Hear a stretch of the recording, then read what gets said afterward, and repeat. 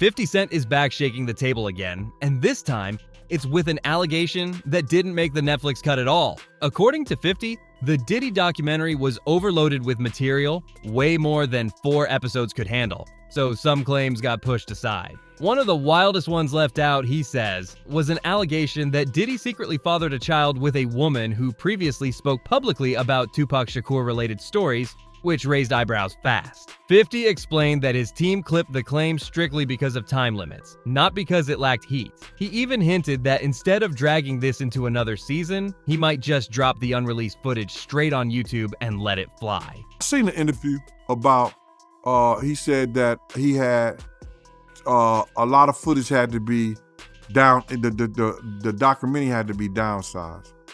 You understand?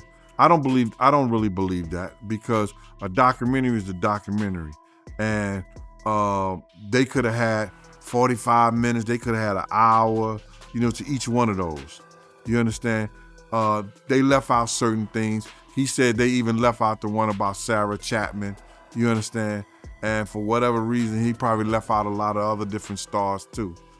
Situations that they could have spoke about. You understand? I have a problem with the documentary, and I'm just gonna let you know that the reason I have a problem with the documentary is that they know that they took my idea. You understand? They know that when I came to them, I laid out what they should do and how the documentary should be. You understand? She can say whatever she want to say. I talked to those producers before I even talked to her. They wanted to know what I had, what I was bringing, my pictures, all that stuff like that. And I told them about me, Tim, and Kirk. You understand what I'm saying? And how it would go. They did the same thing. This ain't the first time they stole from me, man. If you look at the Notorious Big, if you watch the Notorious Big, that part about the shoes, I had that in my book. And I was talking to K.O. Copeland. He was one of the writers of that movie. And I told him about when I let Big use my shoes at Soul Train Award. You had this old flunky ass dude, Mike B, get on Angie Martinez's show and talk about, yo, Big, he wore mixed max shoes and he went out there and performed. When you go look at the film, when you go look at Big performing that on that show, ain't nothing mixed match about them shoes. There was $800 Maury's, size 14D, Big World 14E. E means that his shoes is a little wider than mine. He struggled, but he put them on and he went out there and performed. Those was my Gators that he had on. You understand? They did a little skit trying to disrespect me in the movie. You understand?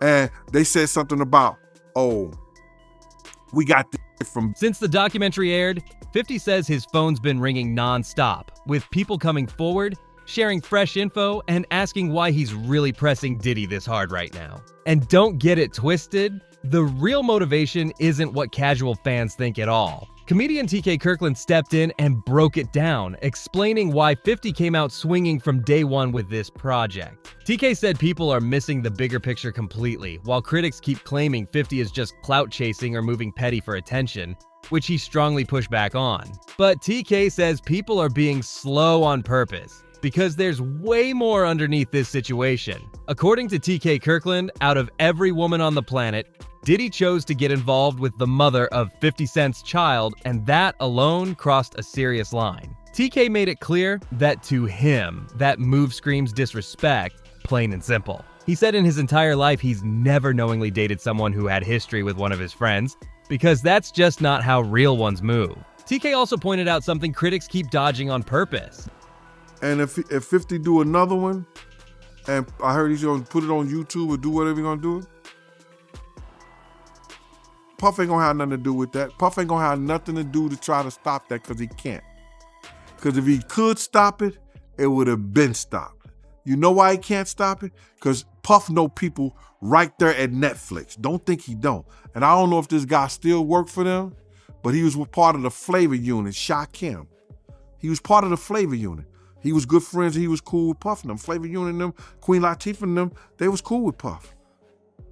If Puff would have sent a cease and desist over there and they could do it and he had the power and they wasn't right, they would have been done it. You see it's still rolling, right? It's still going on, right? He ain't got that power no more. You understand?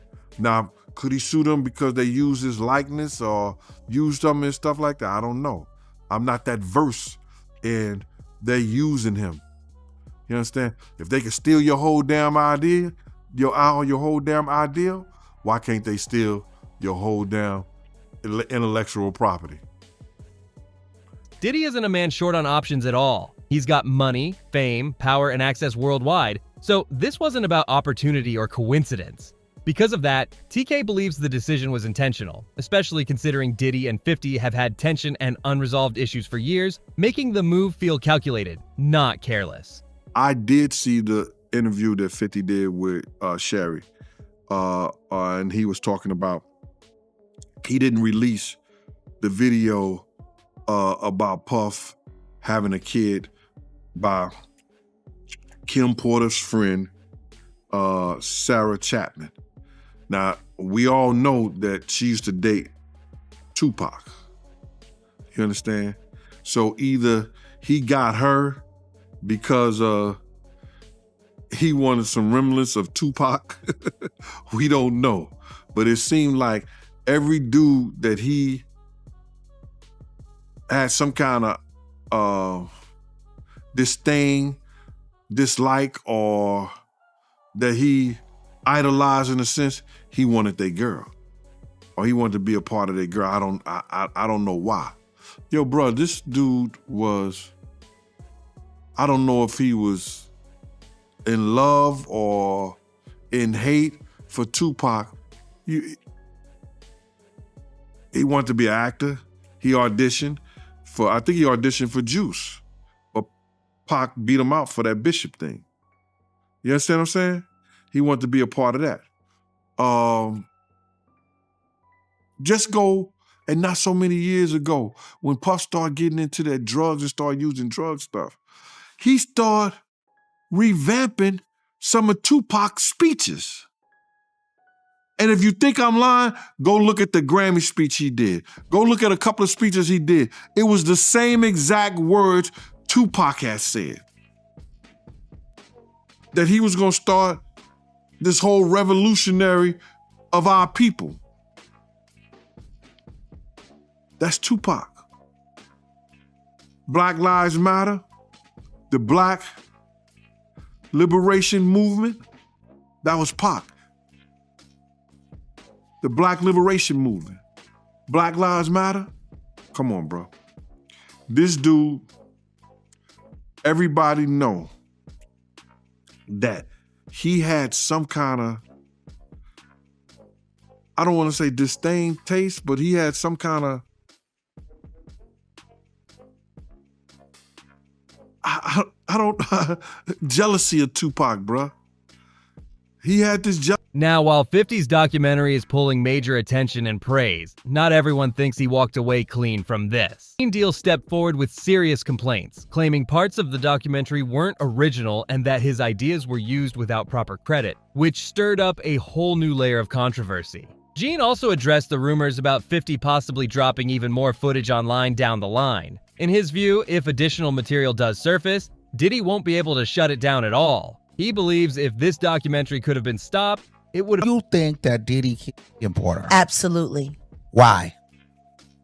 Because of all the videotapes, because of the book, because of all the people she gave copies of her book to, or at least chapters, because of everything that she had on him, because of the tape that she used to blackmail him into a relationship and into a raise of him being sodomized by Andre Harrell. And I am not saying that allegedly, because I heard her and Kim Muir talking about it in the booth of the bathroom while snorting cane at the Kit Kat. Been dead on arrival already. Gene says this whole situation exposes exactly how much power Diddy still has behind the scenes, or how much of it he's already lost. In his eyes, the fact that this documentary even made it out tells a bigger story than people realize. That she did have a book, and that her book was about to come out.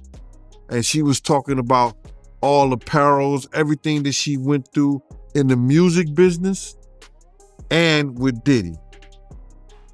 all the men that they slept with together, because there were men that they slept with together. There were swinging times that they slept with together.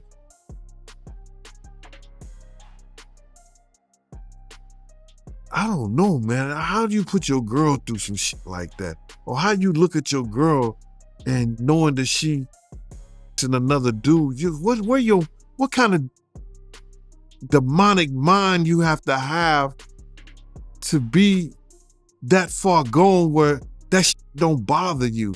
And got rid of them. They swimming with the fishes. Wow, man. So she was about to expose all that in her book, them sleeping with men together. She was gonna expose everything. I heard it was tell all. Yeah, that's crazy, man. Just curious, right? Did you know that Diddy and Kim had that type of relationship back then in real time? Yeah. Yep. Because I know somebody personally that lives in Atlanta that was swinging with them. And I would never mention his name because he's a good brother and he knows my family down there. You know, he knows my family down there. And I would never, put his name out there like that. He's been in the music business. He done put a lot of groups, A-listed groups out there. Especially A-listed groups. Gene also went deeper, saying Diddy had a strange obsession with Tupac for years, a mindset that allegedly influenced his decisions, his behavior, and nearly every move he made in the industry. But here's where things start looking shaky, because according to Gene, the documentary wasn't fully honest at all. One thing viewers noticed immediately was how little attention was given to Kim Porter. She wasn't just Diddy's longtime partner, she was the mother of his children and someone who stood beside him for years. She passed away suddenly in 2018 at just 47 years old, with pneumonia listed as the official cause, but questions have followed ever since. Kim was around Diddy daily. She saw the personal side, the business side, and what really went on when the cameras were off. Yet her story was barely mentioned, and according to multiple sources, that omission wasn't accidental. The other day, they just did a whole thing with the girl that he was dating was the one that was putting the wiretaps and all of that out. It was a clear case. She came, hey, I was the one who was doing the wiretaping and all of this, right? The tapping. So I knew about this before she came out and said that she was the one that was doing it. I was sitting there like, damn, he know everything she doing. He know her conversations. I'm sitting there like when I'm sitting there right there next to him, when I'm hearing them saying, this is what Shakira Stewart was saying to Kim Porter on the phone that made him mad. That made him so mad at Shakira Stewart when he went to L.A. Reid party, hit him with the chair. You don't think if he hit a man with a chair for dating this girl, they gonna have a fight at home too. You know what I mean? That's why, they say he busts her nose up on the boat. And have you ever been to Sandro Pay's see a brother play a mandolay? Remember that was in his song? I need a good woman next to me. So didn't it happen in what was it, Sandro Pay? Like that island. And then he bust her nose. They tried to make it seem like she slipped and fell. She slipped and fell and broke her nose. Nah, the truth was she slipped and fell and landed on his fist. Yeah, but that's what happens when you put your hands on females. I don't really have much respect for a man who's physically abusive towards women, man. I kind of think they be kind of suspect. I'd be like, man, girls fight. The project allegedly avoided her entirely because her story was seen as too sensitive and too explosive to touch. Gene says he knew Kim personally and even looked out for her at times. In his opinion, she knew way more than people realize. But none of that information ever made it into the final cut. They flashed a few photos of Kim Porter, labeled her as the mother of Diddy's children, and then kept it moving like she was a footnote. For someone who played such a massive role in his life, that silence felt loud, awkward, and straight up suspicious to a lot of viewers. You don't erase decades of history that clean unless you're dodging something. On all the his celebrity friends that denounced those allegations and were like, "This is false," and they were saying, Liars. "Yeah, should they speak up now?" Liars. It's getting a little too late for those who are complicit. Stevie J should be charged. Mary J. Blige should also be charged. Jennifer Lopez should definitely be charged. Jay-Z should be charged. Khaled should be charged. Rick Ross should be charged. Usher should be charged and tried with him. Off of Justin Bieber alone.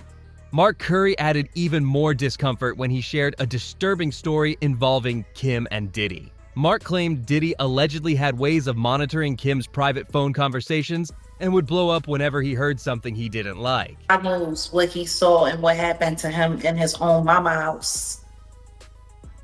All of those strangers, them up involved, looking around, seeing what was going on. And let's just be clear, it sounds like her house was a house of, professional freak-offs. So who knows what he saw or what could have happened to him while she was busy entertaining people and pouring and getting tips, as she would say, for her after-hour life. Oh yeah. He was. I'm gonna say he was surprised to hear that. School bus driver. No, was he surprised or was he like, zip it, you talking too much? Because that's what it looked like to me. It looked like you talking a little bit too much. They don't need to know about that. While she was sitting up there, because I was a bus driver and I was this, and I worked at the after hours.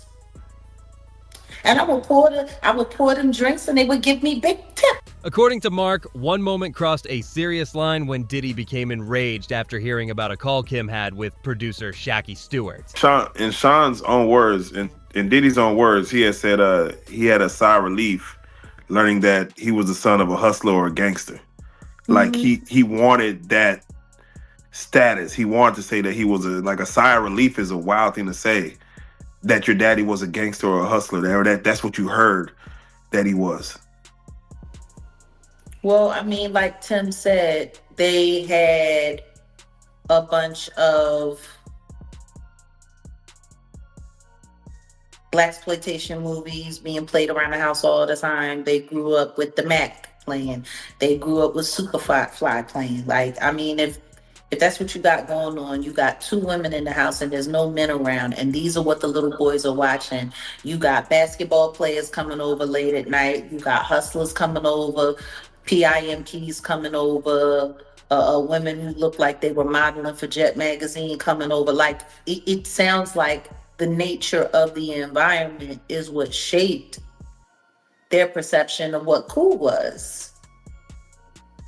So yeah, I mean, I'm sure for him it was, oh man, that's who my dad was. So I'm sure for him, it made him feel good because all of that stuff that he was watching, he really came from that, but that was really his legacy. And yeah, I'm sure for him it felt good to know that his dad was this big hustler who turned out to be a snitch, who got his brains removed from his head in a very... Mark said Diddy later confronted Shaky at a party, and the situation escalated fast, ending with Diddy allegedly attacking him with a chair. That story painted a picture of control, paranoia, and unchecked rage that people say fits a long-standing pattern. In Mark's words, this wasn't shocking behavior. It was just how Diddy moved behind closed doors. The situation where they say he was trying to shape Misa into his mother. Can you see that? Like, yeah, with the blonde hair and yeah, and all of that. I mean, somebody really asked a question: what kind of man puts his hands on his mother? The same kind of man that parties with his mom, the same kind of man who kisses his mom in the mouth, the same kind of man who seems to have accurate knowledge that his elderly mother can put both of her hands, her palms, on the floor and while she's standing up, bent over. Oh damn, I ain't seen that one. Oh. You never seen the Instagram video when he was talking about how his mom is still young and spry and how she still liked the party and how they was getting a IV drip Oh. Damn. and she was kissing him in the mouth on the video when he was like, yeah, my mom can bend over and touch the floor with her palms. No.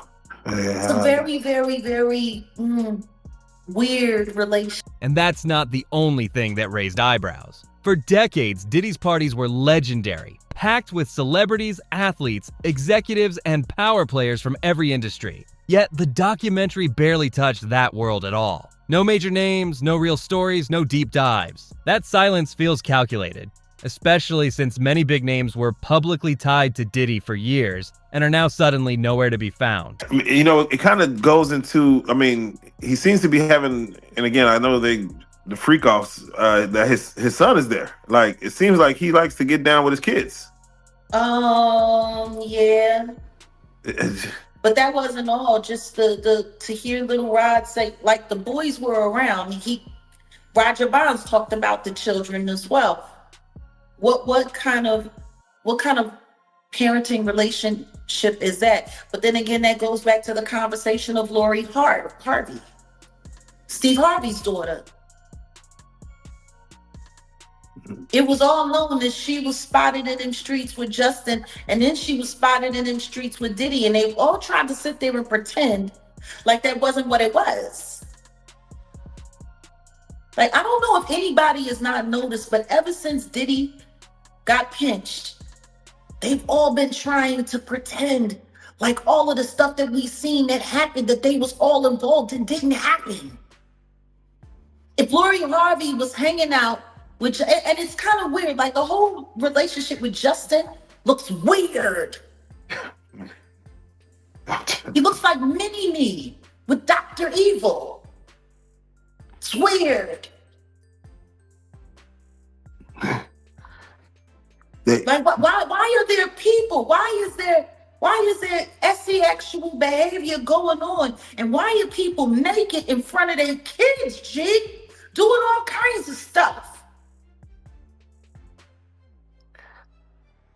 And meanwhile, Misa's running around making comments about how she don't like the way that Eric Sermon was depicting her in the documentary. You don't like the way you're being talked about in the documentary. You don't like the fact that, because see, it wasn't Gene Deal, because Gene Deal said he wasn't there, and thank God that he was able to admit that. Kirk Burrows did say that he was there and present when Diddy was beating the brakes off Misa and putting the feet to her up underneath the car. Jaguar Wright says people are staring at the music industry way too hard and missing the real origin story completely. In her view, the foundation of who Diddy became didn't start with fame, money, or power. It started inside his own household long before any spotlight existed. She believes that environment shaped everything that came later, and ignoring it is a mistake. Jaguar claimed that while Diddy's mother was living her life, there were often people coming in and out of the home, creating an unstable atmosphere. She says being surrounded by strangers at a young age can leave permanent marks on a child's mindset and sense of safety. According to her, whatever Diddy may have experienced early on could have affected him deeply, long before the industry ever entered the picture. She also pointed to Diddy's own words about feeling proud when he learned his father had a reputation as a hustler. Jaguar says that reaction speaks volumes. In her eyes, that mindset lines up perfectly with how hip-hop later glorified power, fear, and dominance, especially through larger-than-life personas and street-coded imagery. Jaguar connected that influence to how many rap identities were inspired by movie characters who represented control and intimidation. She believes Diddy didn't just admire that image, he related to it on a personal level because it reflected what he grew up seeing. That connection, she says, explains a lot about how he carried himself later on. She also described Diddy's relationship with his mother as strange and uncomfortable, for reasons she says still make people uneasy today. And according to Jaguar, the most disturbing part is how this cycle appears to repeat itself. She referenced claims from multiple people who say Diddy's children were allegedly present around situations they never should have been exposed to. She questioned what kind of parenting allows that, and why so many adults stayed quiet instead of stepping in. So now the question is this: what other allegations do you think could surface in the next wave of footage 50 Cent might release? Drop your thoughts in the comments, and don't forget to like, subscribe, share this video, and speak your mind below. It helps the channel more than you know.